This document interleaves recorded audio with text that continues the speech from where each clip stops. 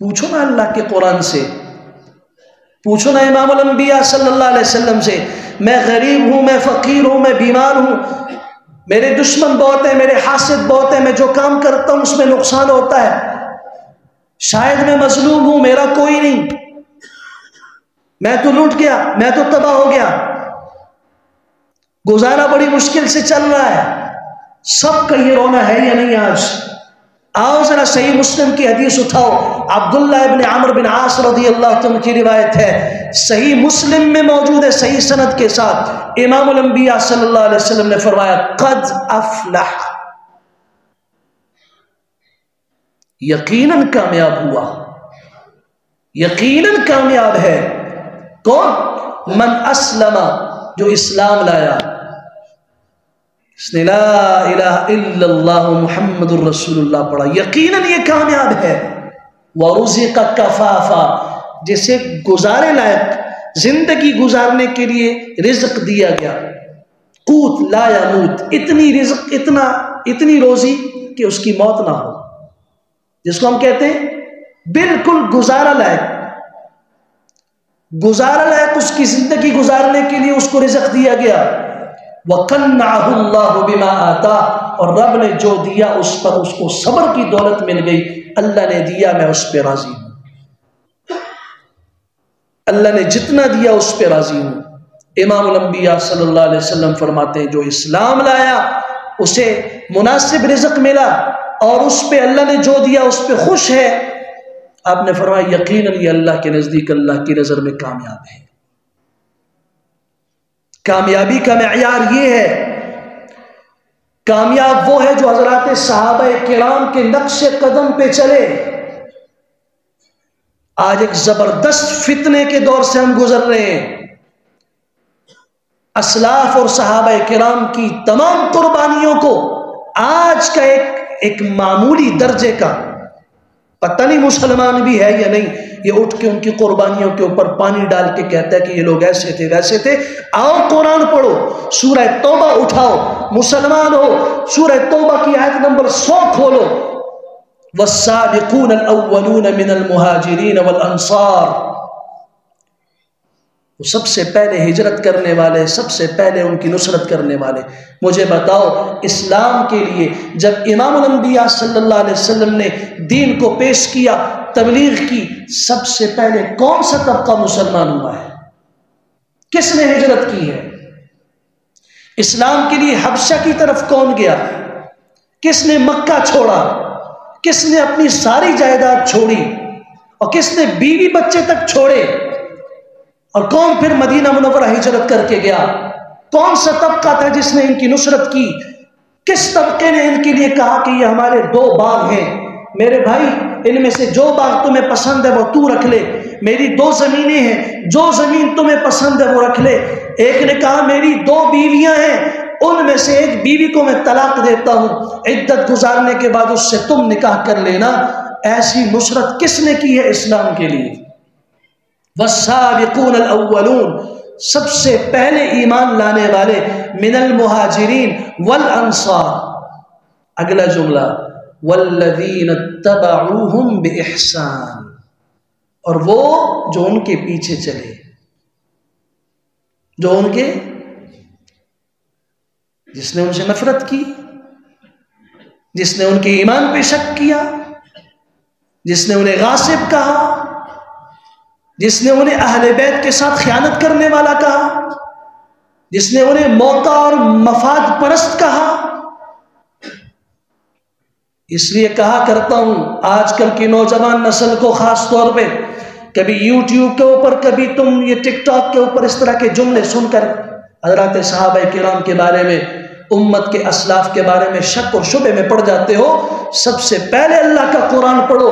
مجھے اللہ کی عزت کی قسم، جس نے قرآن کو ترجمے کے ساتھ پڑھ لیا، دنیا کی کوئی طاقت اسے گمراہ نہیں کر سکتی، اور جو قرآن سے دور رہا اسے دنیا کی کوئی طاقت ہدایت بھی نہیں دے سکتی۔ یہ اخبارات پڑھ کے دین سیکھنا چاہتا ہے، یہ یوٹیوب سے دین سیکھنا چاہتا ہے، پتہ بھی نہیں کہ کون ہمیں دین سکھا رہا ہے۔ اس نے تاریخ کی کوئی بات اٹھائی، فلاں نے یہ لکھا، فلاں نے یہ لکھا، مسلمان کے لیے پہلی دستوری کتاب قرآن مجید اللہ کا کتاب ہے۔ والذین اتبعوہم، جو ان کے پیچھے چلا، جس نے ان کی اتباع کی عقیدے میں، عمل میں،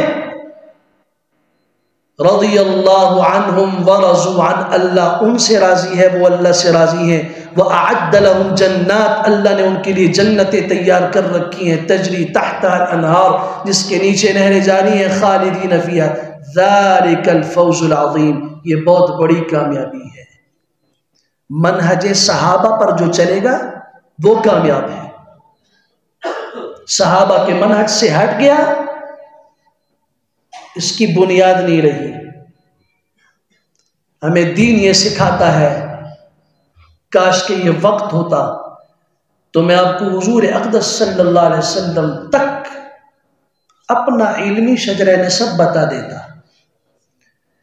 یہ دین کوئی ایسا نہیں ہے کہ کہیں ادھر سے نالی میں پڑا ہوا کچھ ملا تو اٹھا لیا، ادھر سے کسی کو کہتے ہوئے سنا تو اٹھا لیا، وہاں کوئی کہہ رہا تھا اٹھا لیا، نہیں، اس کی سند ہے۔ زنجیر کی کڑیوں کی طرح، زنجیر کی ایک کڑی ٹوٹ جائے تو وہ زنجیر باقی نہیں رہتی، اس کا آپس میں تعلق نہیں رہتا۔ یہاں جب بات کی جاتی ہے نا، وہ تول کے کی جاتی ہے کہ میں نے یہ بات، اگر میں حدیث بیان کر رہا ہوں، تفسیر بیان کر رہا ہوں، تو مجھے ضروری ہے کہ میں بتاؤں گا کہ میں نے یہ بات اپنے فلاں استاد سے سنی، اس نے فلاں استاد سے کرتے کرتے صحابی، اور اس نے رسول اکرم صلی اللہ علیہ وسلم سے سنا۔ یہ جملہ دل کی تختیوں پہ لکھو، والذین اتبعوہم بإحسان، جو صحابہ کرام کے پیچھے چلا لیکن احسان کے ساتھ۔ احسان کس کو کہتے ہیں؟ حسن سے ہے۔ حسن کہتے ہیں خوبصورتی کو، بڑے سلیقے کے ساتھ، بڑے ادب کے ساتھ، بڑے احترام کے ساتھ، اور بڑی عقیدت اور الفت اور محبت اور مودت کے ساتھ صحابہ کرام کے پیچھے چلا۔ زبردستی نہیں، آنکھیں بند کر کے نہیں، عقیدت۔ کیوں؟ اس لیے کہ یہ رسول اکرم صلی اللہ علیہ وسلم کے ساتھی ہیں۔ دوست کا دوست دوست ہوتا ہے، اور دوست کا دشمن دشمن ہوتا ہے۔ آج اگر کعبے کے اوپر غلاف ہے تو وہ تو مکہ کی فیکٹری میں بنا ہے، دھاگے سے بنا ہے۔ اس دھاگے کی کب قیمت بنی؟ جب وہ بیت اللہ کے اوپر پڑا۔ تو ہماری عورتیں اور ہمارے لوگ بلیڈ لے جاتے ہیں اور اس کو وہاں سے کیا کرتے ہیں؟ کاٹتے ہیں، ہے نا؟ اس کے ریشے پھر کہتے ہیں میت کی آنکھ میں رکھیں گے تو عذاب قبر میں تخفیف ہوگی۔ کہاں سے یہ بات آئی اس کے مجھے نہیں پتا، قرآن و سنت میں ایسا نہیں ہے۔ اس سے تخفیف ہوگی۔ ان کو یہ کوئی سمجھائے کہ اللہ کے بندو، وہ اللہ کا گھر ہے، اور اللہ کے گھر کے اوپر جو غلاف ہے وہ ہمارا نہیں ہے، وہ ہمارا نہیں ہے، اس کی نسبت اللہ کے گھر کے ساتھ ہے۔ اس کو چوری چھپے کاٹنا، یہ اللہ کے گھر کے اندر چوری کرنا ہے۔ یہ مصلی ہے، اس کی نسبت اللہ کے گھر کے ساتھ ہے۔ اب کوئی کہے کہ جی اس کے یہ جو ریشے ہیں یہ کاٹ لیتا ہوں میں، تو اس کا کیا ہوگا؟ یہ نقصان جائے نماز کا کر رہا ہے، اللہ کے گھر کے اندر چوری کر رہا ہے۔ جس چیز کو شریعت نے بتایا، زمزم کا پانی ہے، حضور اقدس صلی اللہ علیہ وسلم نے شفا فرمایا اس کو، کس نے منع کیا؟ کرو، لاؤ۔ لیکن جس چیز کا نہیں ہے اس گناہ کے اندر اپنے آپ کو نہ ڈالو۔ کوئی ایسا قدم نہ اٹھاؤ جس قدم کے اٹھانے کی وجہ سے بجائے ثواب کے کل قیامت میں جب اللہ کے سامنے پیش ہوں تو کہا جائے چور ایک طرف ہو جائیں، وَامْتَازُوا الْيَوْمَ أَيُّهَا الْمُجْرِمُونَ، جو مجرم ہے نا ان کی الگ الگ صفیں بنیں گی، زانی ایک طرف، شرابی ایک طرف، چور ایک طرف، ڈاکو ایک طرف۔ ان چوروں کی صفوں میں جنہوں نے اللہ کے گھر کے اندر سے چوری کی ہے وہ بھی ایک طرف ہو جائیں۔ پتہ چلا کہ جی گئے تھے عمرے کے لیے اور گئے تھے حج کے لیے، اور وہاں چوروں کی لسٹ میں داخل ہو کے وہاں اللہ کے دربار میں چور ہو کے کھڑے ہو گئے۔ یہ چھوٹی بات نہیں ہے، معمولی بات نہیں ہے، اس کو سمجھنے کی ضرورت ہے۔ اللہ کریم ہمیں کامیابی کی ان صفات کے ساتھ تعلق نصیب فرمائے جو کتاب اللہ کے اندر اور امام الانبیاء صلی اللہ علیہ وسلم کی زبان مبارک کے ذریعے امت تک کامیابی کی صفات بتائی گئیں۔ اللہ ان کامیابیاں ہمیں وہ کامیابیاں نصیب فرمائے، دنیا میں بھی اور آخرت میں بھی۔ وآخر دعوانا الحمدللہ۔